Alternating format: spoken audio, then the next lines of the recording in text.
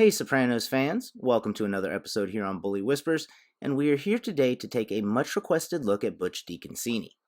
Now, this makes sense since by the end, Butch was a pretty significant character, but it's also a little surprising because Butch is only in 9 episodes and has less than 12 minutes of screen time in the entire series.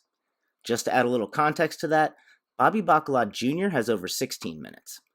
So in this episode, we will evaluate Butch by first starting with a look at his personality in general, before moving on to whether or not he was a puppet master, where we will run into everyone's favorite Paulie Walnuts, among others, and then ending with how Butch, in many ways, personified the downfall of not only the Lupertazzi family, but the mob in general. But before getting into that, we must acknowledge one thing that is unacceptable here on Bully Whispers. He doesn't really have a nickname. As regular viewers know, we do come up with our own nicknames for characters that don't have one. For example, it was decided in the comment section of Furio's episode that his nickname is now the Beekeeper.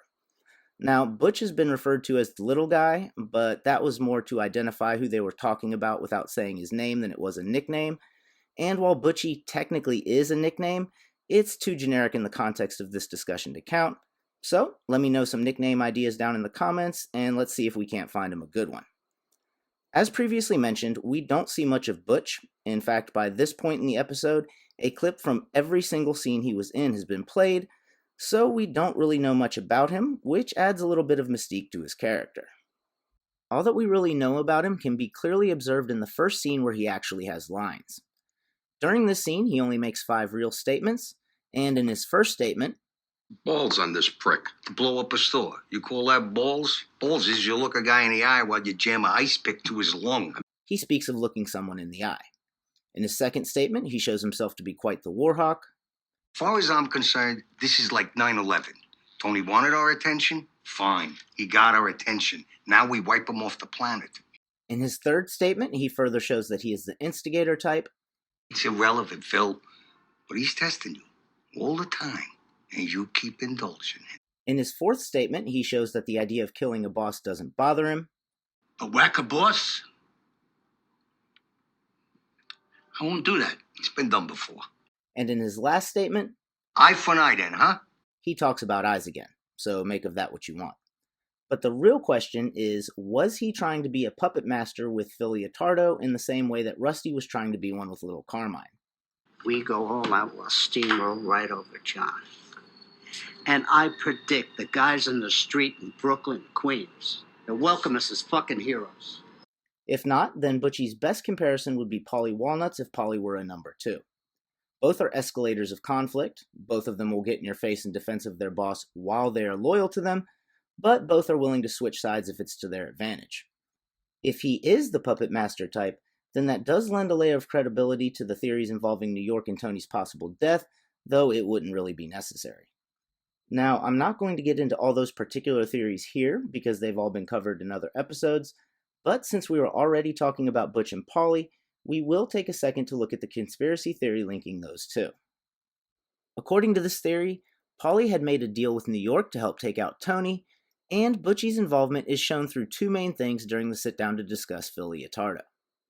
The first is that Paulie is the only one sitting in a red chair, with the implication being that this marks him as the guy to leave alone if shit hits the fan, and the second being the supposedly secret handshake between Paulie and Butch behind Tony's back. When addressing the chair, I'd like to point out 2 things. First, that is a 4-person table with 6 people at it, and for some reason 7 chairs.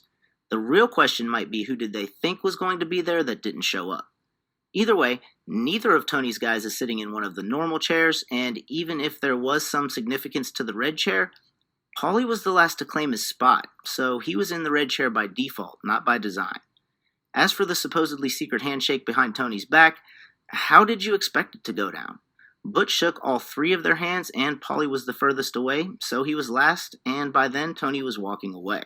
So I don't know how much stock can be put into the red chair or handshake conspiracies. Either way, Butch clearly seems to represent the downfall of both the Lupertazzi family and the mob in general, which can be easily seen in the phone call between him and Phil. Famous Little Italy. It once covered over 40 square blocks, but has now been reduced to 1 row of shops and cafes. The shrinking of Little Italy represents the changing of the tide both in terms of the population in general and the Italian mafia specifically. Despite facing increased competition on all sides from different groups, they were losing money fighting amongst themselves, and the abrupt end of the conversation is often cited as the moment that Butch decided to turn on Phil. Now, Butch tries to phrase him not being willing to give up Phil's location as a matter of principle. My price is you help us get a location on Phil.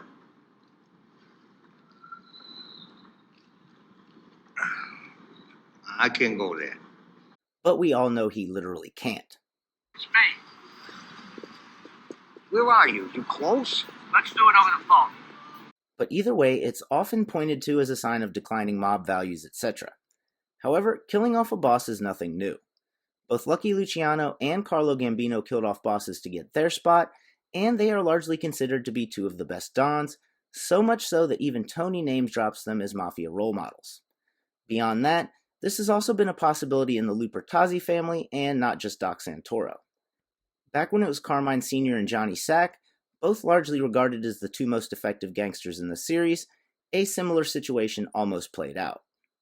Johnny Sack was ready to kill Carmine Sr. and vice versa, so this scenario is nothing new, but the contrast does go to show the declining quality of their gangsters, if not their values. Phil Leotardo was no Carmine Sr., and Butch was no Johnny Sack. The level of quality and leadership had dropped significantly.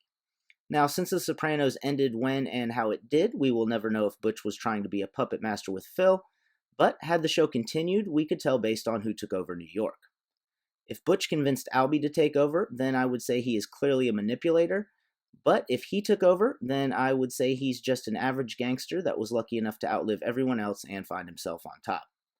Well, thanks for watching this episode here on Bully Whispers. As always, like, comment, subscribe, and I'll see you at the next score.